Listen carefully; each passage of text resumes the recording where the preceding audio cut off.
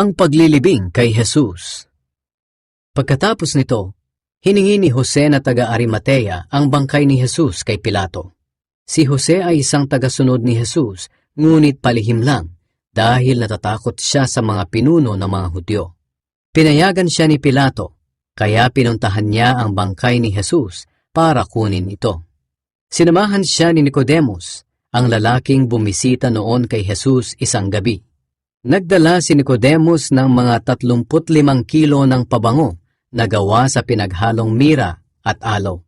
Kinuha nila ang bangkay ni Jesus at nilagyan ng dala nilang pabango habang ibinabalot ng telang linen ayon sa nakaugalian ng mga Hudyo sa paglilibing.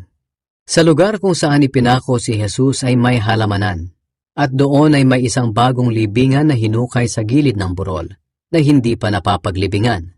Dahil bisperas na noon ng pista at dahil malapit lang ang libingang iyon, doon na nila inilibing si Jesus.